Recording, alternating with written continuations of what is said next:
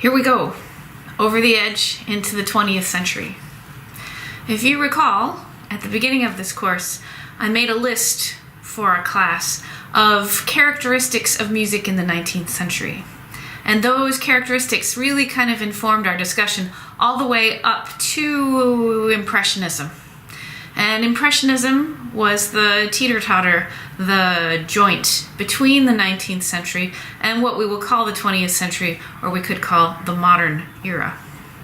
So, now that we are over this little bridge in the 20th century, on the brink of modern, here's the state of music in the Western world. I'm thinking 1905 to 1915. The state of music in the Western world right now, at this point, we've just talked about Strauss, we've just talked about Mahler, we've talked about Impressionism, and here's Western art music, dominated at this point by the French and the Austro-Germans. These are the things we're going to make note of. At this point, tonality is chromaticized. There is a distinct stream that says content controls music. Content controls music. I'm going to go back through these in a minute. There is a distinct stream that says beauty, rather than narrative, is the key to music. That should sound familiar. Tonal music is pushed to the extreme with chromatic expansion. Chromatic expansion. Again, it should sound familiar. We just talked about this. The progression from tension to resolution, that is harmonic progression, tension, resolution, you should be thinking predominant fa to dominant 5, resolution to tonic. That progression not only mimics a hero quest, but it does so in the mind. The hero quest does not have to be out in the world. It can be a hero quest of sanity. Thus, tension and resolution are parallel to the subconscious processes of the mind. At the same time, via Impressionism, there is a movement toward non-functional harmony. Non-functional harmony, partly by church modes, which have no leading tone, some of them, right? Church modes that de-emphasize that leading tone and thus de-emphasize the heaviness, the significance of the dominant. And Impressionism also did that same sort of de-emphasis on function of harmony by diatonic scales, non-diatonic scales that have an absence of organic resolution. Again, this should sound like review.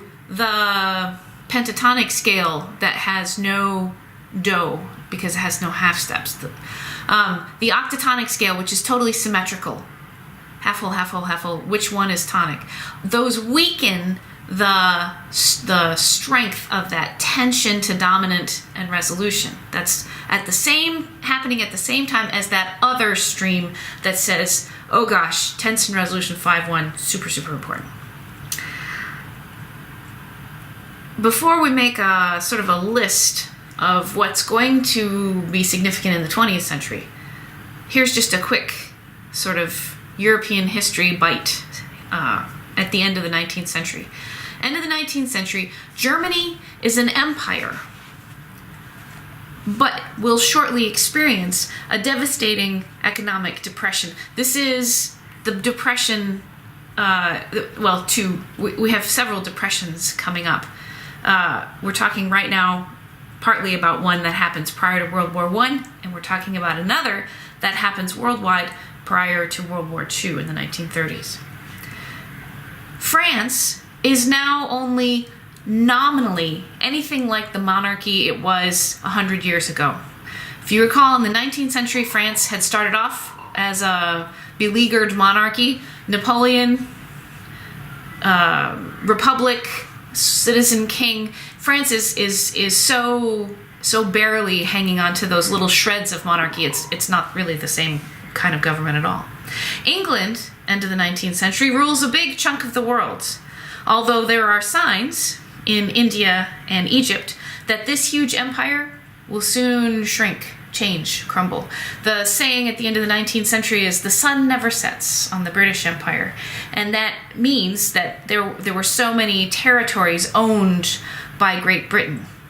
But this will change, and change rapidly, as the new century rolls in.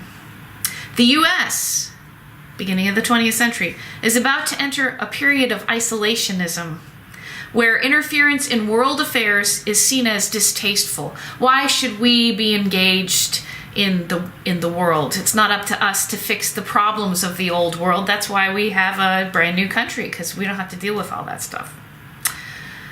Musically, here's where we go.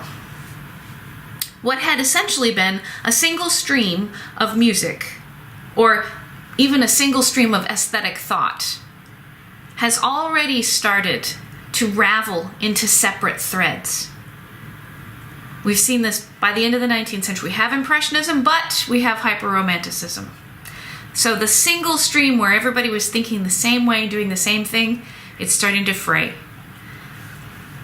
The aesthetic of music will continue to ravel into distinct movements in the 20th century and onward, closely tied to general artistic movements and closely affected by world events, social context, and even politics.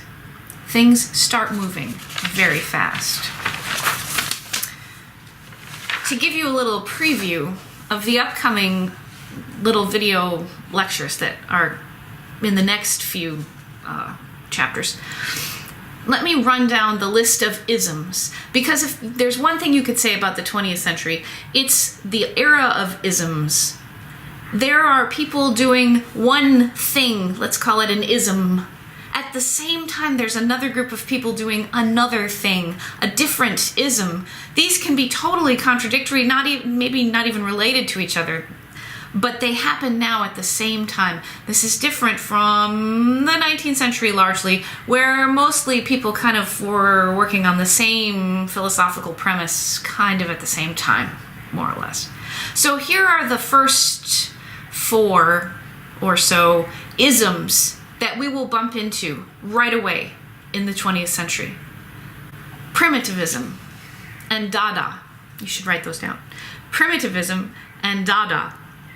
Both of those movements are related to the artistic movement Surrealism, so you'll see some images that look surreal. Expressionism, which is going to take us further into the 20th century, about midway, to what we will call high modernism. Expressionism linked to high modernism. What begins as an extremely emotional musical stream, in fact super emotional, like crazy in your head emotional, becomes coldly objective by the 1950s.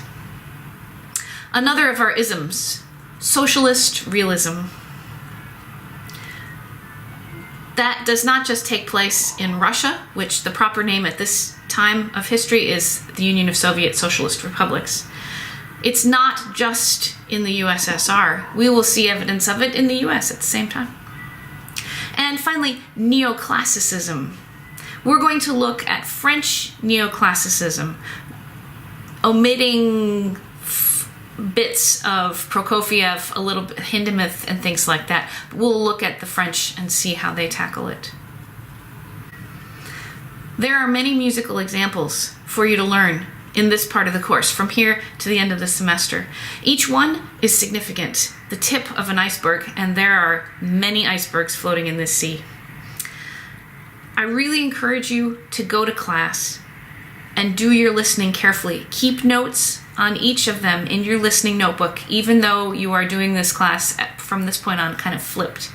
Keep notes on the video lectures, on the actual listening. Work on each video lecture and follow each one up after you've studied your notes with the little Quizlet in Cougar View. I've organized it, I think, carefully and logically, so you'll find things come right in order. If you follow those items down in the video portion of the class, you should be able to click on everything and get it done. So, the next video, we'll talk about primitivism and Dada.